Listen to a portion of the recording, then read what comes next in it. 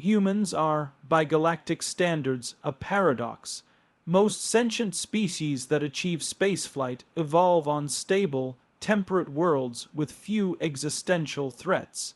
Their civilizations flourish under centuries of cooperative growth, guided by cultural unity and an aversion to destruction.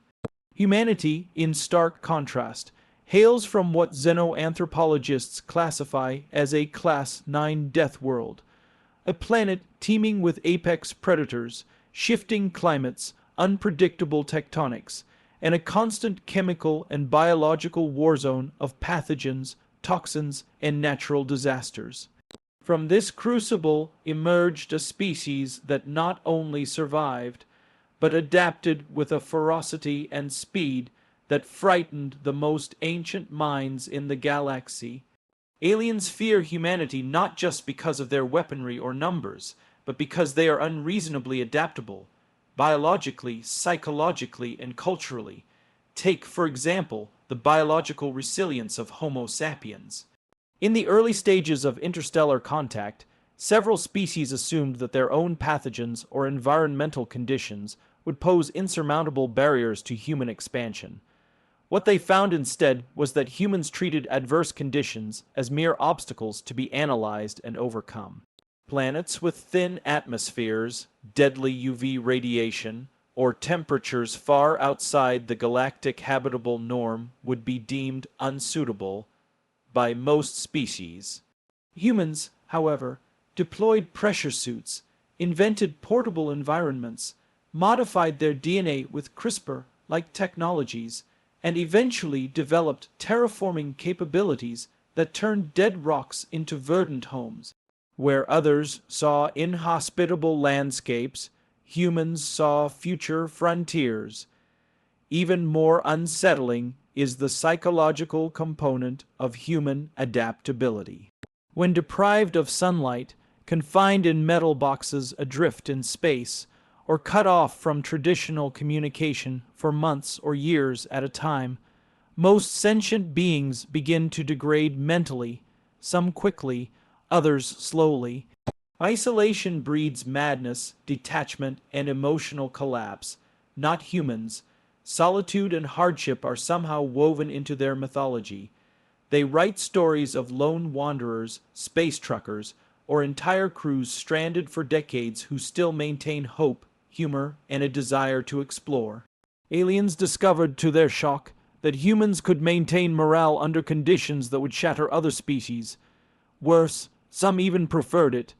This was not by accident. From the ice-covered shelters of the last ice age to the pressurized habitats of Europa, humans learned to adapt through suffering, not in spite of it. Culturally, too, their flexibility is unmatched. They absorb and hybridize ideas, technologies, and belief systems at a bewildering pace. Within 2 galactic cycles of their first contact, human artists were incorporating alien musical theory into compositions, and human engineers had already engineered plasma containment fields previously thought too complex for any young species to understand. But this wasn't mimicry, it was transformation. Humanity doesn't just learn, it assimilates, it modifies, it refines. They adopt alien customs not to blend in, but to improve upon them, sometimes leaving the original creators awestruck, or insulted, by how quickly humans can master and enhance the tools of civilizations millennia older than their own. In warfare, diplomacy, science, and even language, humans show an uncanny ability to shift strategies, tones, and tactics on the fly. No plan is sacred, no tradition is inviolable. This trait, while evolutionarily advantageous, makes them unpredictable and unnerving to species that value stability and continuity above all else. A human army losing a battle doesn't signal defeat, it signals evolution. They will change tactics, adapt weaponry, repurpose enemy tech, and within days or hours return with a solution that should have taken decades to develop. They treat failure as a forge, not a flaw. This terrifying versatility has earned humanity a unique reputation across the stars. Not as the strongest, or the most numerous, or the most technologically advanced, but as the one species no enemy wants to face after the first battle. Because if humanity survives an encounter, even by the thinnest margin, they'll never lose to that same threat again.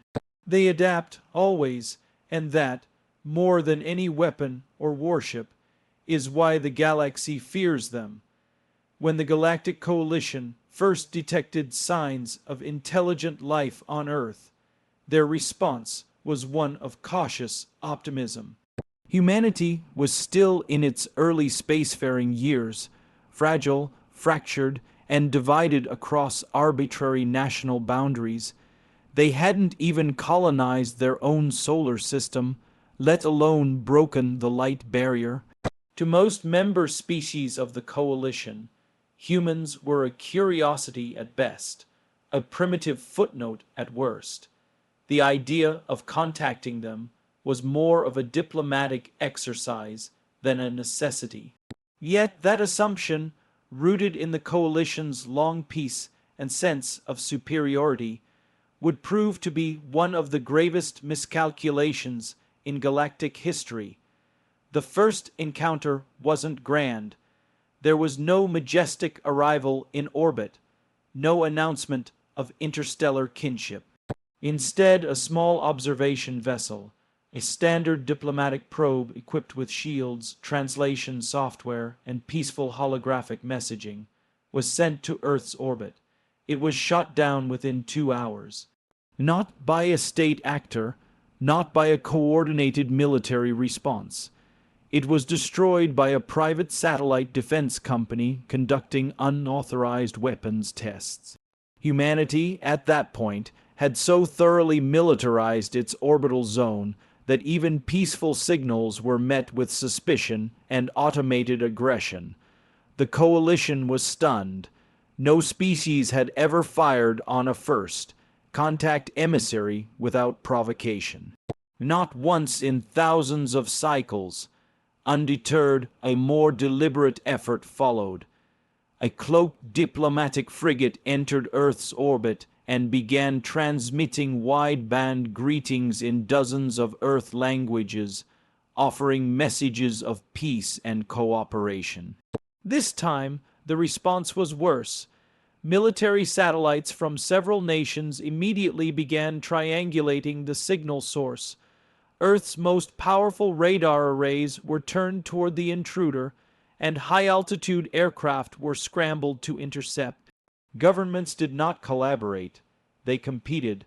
They did not pause to ask why a mysterious voice was speaking to them from the stars. Instead, they assumed it was a ploy, a trap, a test of their defenses. And they reacted accordingly. The frigate fled Earth orbit with damage to its hull, pursued not by coordinated planetary defenses, but by the overlapping chaos of multiple human factions all acting in their own interest. The Coalition, horrified, reviewed the data. They couldn't understand it. Why would a civilization that had barely touched the stars react with such immediate hostility and disunity? The answer, eventually uncovered through deeper study, would change the Coalition's view of humanity forever. Humans did not evolve with galactic peace in mind. Their history was forged in war, betrayal, and survival. No central governing authority spoke for the species. No unified culture defined their world. In fact, humans thrived in discord. Their competitive nature wasn't a flaw. It was a strategy. Even while fighting among themselves, they built spacecraft, launched satellites, and mapped the stars. Humanity's fractured state wasn't a sign of weakness. It was a pressure cooker that produced rapid innovation. Each conflict spawned new technologies. Each rivalry drove breakthroughs in cybernetics, propulsion, and artificial intelligence.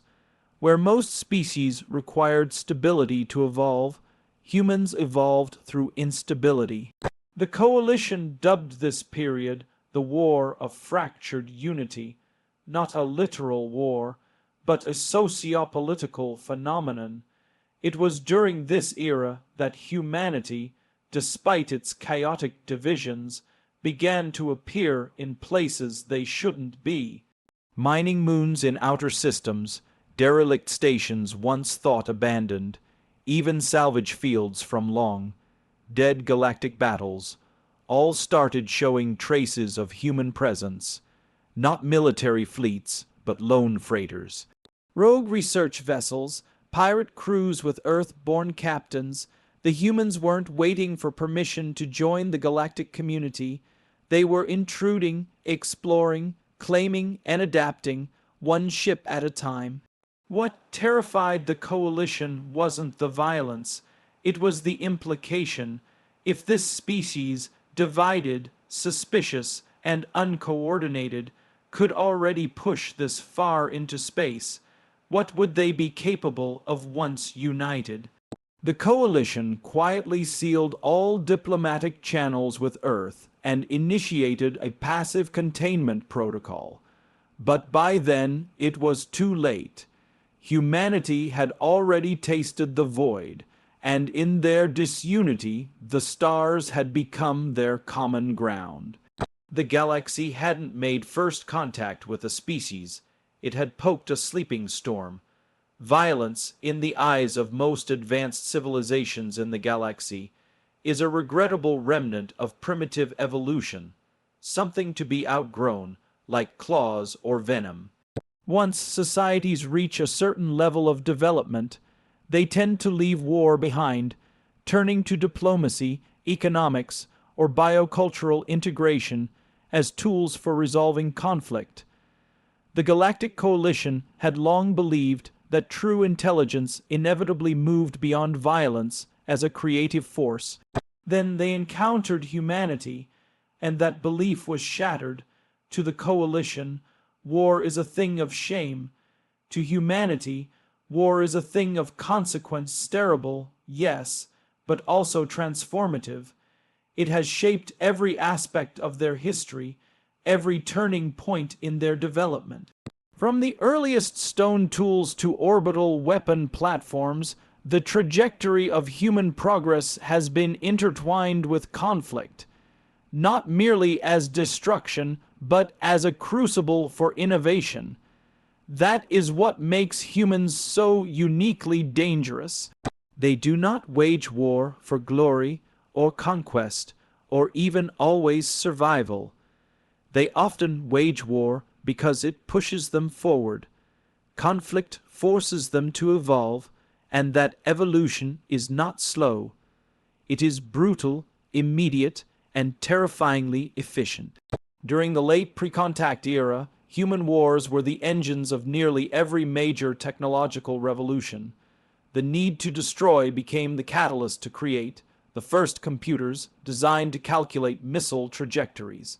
The Internet, born from military research in decentralized communication to survive nuclear war, modern prosthetics, emergency medicine, autonomous drones, and even spaceflight.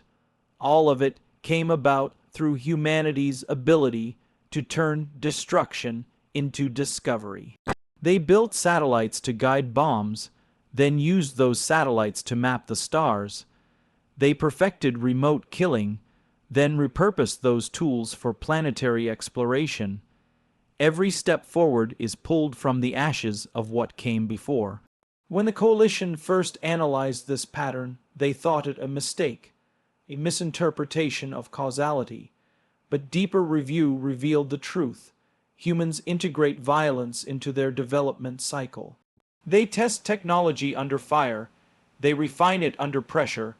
Where other species develop tools in peace and adapt them for war, humans develop tools for war, then retool them for peace.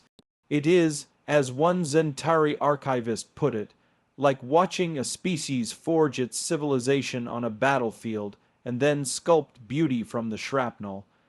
human creativity in warfare isn't limited to weapons. It extends to tactics, deception, and psychology. They have fought asymmetric wars, cyber wars, guerrilla wars, economic wars, proxy wars, even information wars. They do not rely solely on superior numbers or power. They rely on unpredictability. Their commanders don't follow patterns. Their soldiers adapt mid-battle. Their intelligence networks can undermine entire planetary systems with nothing more than leaked data and social manipulation. They weaponize chaos with surgical precision, and worse still, they are capable of compartmentalizing it.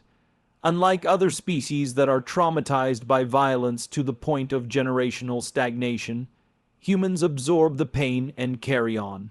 They write novels, films, and songs about war, not always to glorify, but to process, to reflect, to understand. Some even say they romanticize it. Others argue they simply know how to live with it without letting it define them completely. They can mourn a battlefield, then plant flowers on it. They can kill, then shake hands. They grieve deeply, but they move forward. The coalition's greatest fear is not that humans are violent. It's that they've domesticated violence, tamed it, integrated it into their philosophy, their governance, their identity. They build war games to train children. They teach strategy as art. They fictionalize extinction, level wars not as cautionary tales, but as frameworks for heroism and sacrifice. Even peace, to humans, is often defined by the wars that made it possible. That perspective, where war is not an aberration, but a fuel, makes them alien in a way no physiology ever could. It's not just that they can fight. It's that they get better because they fight. The longer a war goes on, the more they learn, the harder the challenge, the stronger they become, and in a galaxy that has forgotten how to bleed, a species that grows sharper with every scar is more than a threat. It's an evolutionary wild card, a civilization born not in spite of violence, but through it. The siege of Solari Prime is a name now etched into galactic history, not for its scale, nor for its casualties, but for what it revealed about humanity. At the time, Solari Prime was a minor trade hub on the edge of Coalition space, inhabited by a peaceful amphibious species known for their diplomacy and scientific neutrality. They had no military of their own, relying on Coalition patrol routes for safety. But in the waning decades of the Coalition's dominance, criminal syndicates began testing the borders, probing for weaknesses. One such syndicate, the Gerat Combine, launched a brutal surprise assault on Solari Prime, expecting an easy victory and a foothold into new trade routes. What they didn't expect was that humanity would be there. The humans weren't stationed on Solari Prime as soldiers.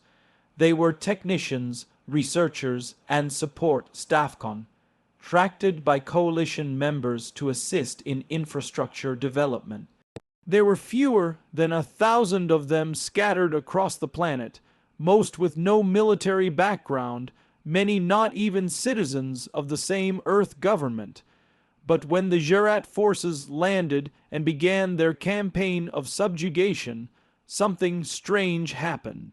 The humans didn't evacuate, they didn't surrender, they didn't even hide, they organized. Within 48 hours, they had linked local communication systems, reinforced public shelters, and armed themselves with improvised weapons, mining tools, repurposed construction drones, and salvaged plasma welders turned into defensive turrets. They trained the Solari civilians, implemented rotating watch patrols, and set up decoys to confuse enemy scanners. Within a week, they were executing ambushes, setting traps, and even conducting nighttime raids on Gerat camps. The Combine, stunned by the resistance, assumed more Coalition forces must have arrived.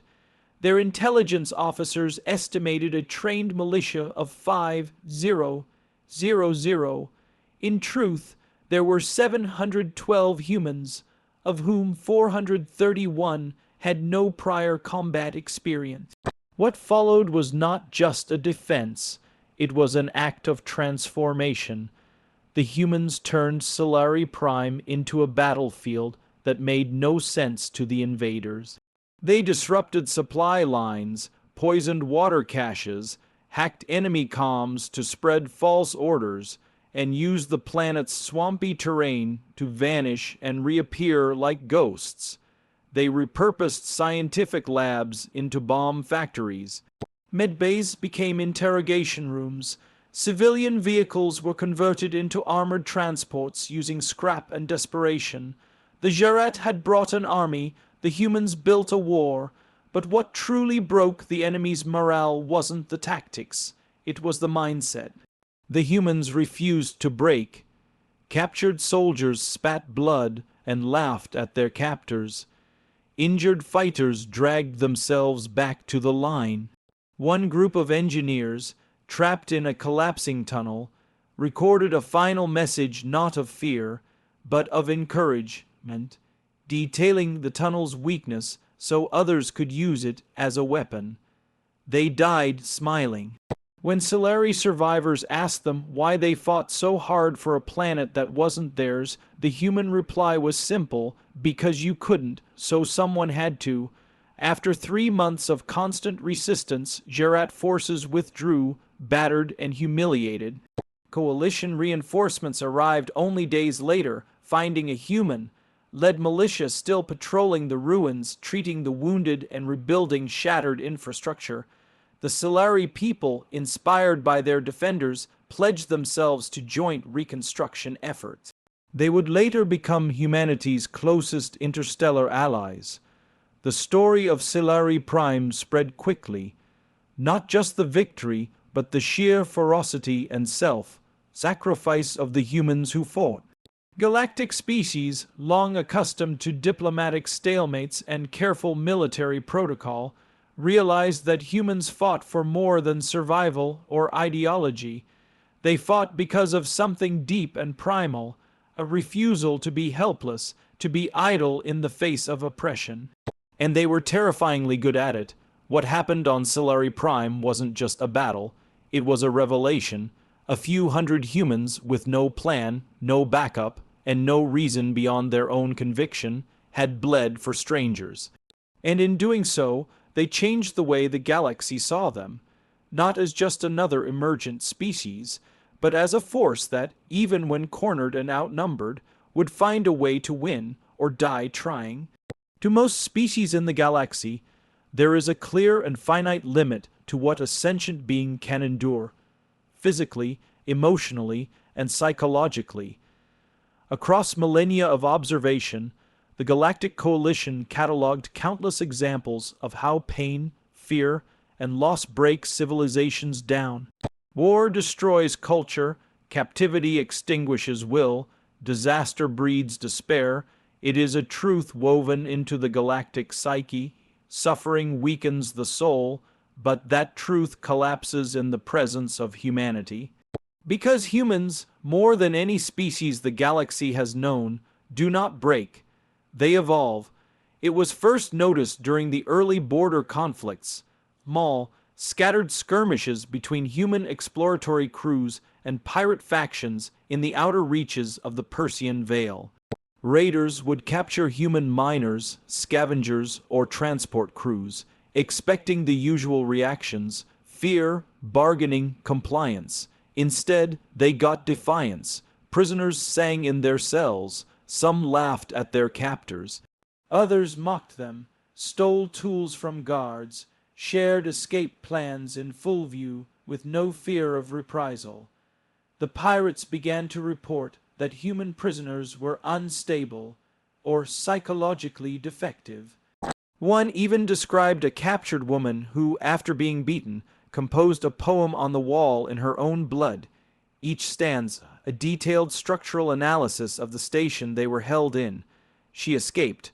No one knows how. The explanation, as it turned out, wasn't instability, it was resilience. Human minds don't retreat from suffering, they engage with it, they adapt to it, and when pushed past limits that would break others, they don't shatter, they change. They absorb trauma, metabolize it, and build new mental structures around it. Their pain becomes architecture. This trait is not exclusive to individuals, it extends to the entire species. When a city falls, they rebuild it taller. When a planet burns, they terraform it stronger. When a war ends, they write books about it, build statues to the fallen, and then prepare for the next one. Their ability to turn tragedy into fuel is not just cultural, it's instinctual. The galactic record books began to take note. Human colonies that suffered disasters developed faster than those that didn't. Places with famine, plagues, or invasions grew into powerhouses within decades. It was as if adversity was a fertilizer to them. This terrified the coalition's sociologists. By their models, trauma should lead to stagnation or regression, but with humans it was the opposite. Their worst moments forged their finest generations. Survivors didn't just survive. They led revolutions in medicine, engineering, art, and philosophy. Entire subcultures emerged from shared catastrophe, unified not by race or creed, but by the simple fact that they had suffered together and chosen not to succumb. Alien captors learned this the hard way. Interrogation methods that broke other species within hours often failed entirely with humans. Psychological pressure, sensory deprivation, even sophisticated neuroweapons designed to scramble thought patterns, all were met with a shocking variety of counter-responses. Humor, introspection, rage, storytelling, singing. Some humans even hallucinated new companions in captivity, then taught them chess, and when rescued, these same individuals often reintegrated into society not as victims, but as leaders. But perhaps the most unsettling trait of all is humanity's capacity to find meaning in suffering. While most civilizations seek to avoid or erase the memory of pain, humans preserve it, they write about it, they pass it down, they build rituals, holidays, memorials. Pain becomes identity, it becomes fuel. Where other species might descend into despair, humans emerge with purpose. The lesson became clear. You cannot win by simply inflicting pain on humans. They will use it. They will learn from it. They will sharpen themselves on it like a blade against stone.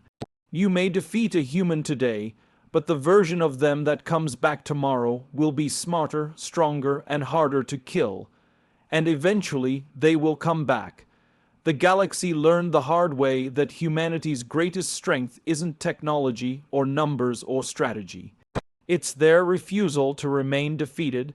They do not see suffering as the end to them. It's just the beginning of something new, something stronger, something dangerous. The most chilling realization the Galactic Coalition ever faced was not that humanity was violent, resilient, or innovative. It was that humanity thrived alone. For nearly all sentient species, space was a cooperative venture. Interstellar travel required the sharing of resources, the pooling of knowledge, the unity of culture. Empires were built on alliances, mutual aid, and consensus. But when humanity began its slow crawl into the void, it did so without permission, without allies, and without apology. They didn't wait to be welcomed, they didn't ask to be included, they simply showed up and started carving a path of their own. Other species saw this behavior as reckless, but for humans it was instinctual.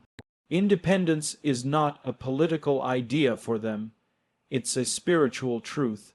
Their entire history is a litany of rebellions, secessions, and ideological splits. Empires fell and rose on the power of individuals who believed they could do things better, smarter, or differently. This spirit did not weaken as they entered space. It intensified. When Earth's nations couldn't agree on a unified space program, corporations built their own. When international treaties stalled lunar colonization, private settlers launched illegal expeditions. When Mars' first habitat failed, it was not government intervention that saved it, but an anonymous group of engineers and hackers coordinating repairs from Earth's underground networks. This tendency baffled the coalition. No central leadership, no standardized culture, no species-wide goals, and yet progress. One human ship would chart a region of space. Another, with no relation to the first, would follow months later and establish a trade route. Then a third would arrive, set up an outpost, and begin transmitting entertainment broadcasts, not because of orders, not as part of a plan, but because they wanted to, because humans cannot resist the call of the unknown. Because wherever they go, they feel compelled to build something. It wasn't long before coalition surveyors started finding traces of humanity in places they were never meant to reach. Small research domes clinging to ice comets. Derelict mining rigs operating autonomously in asteroid fields.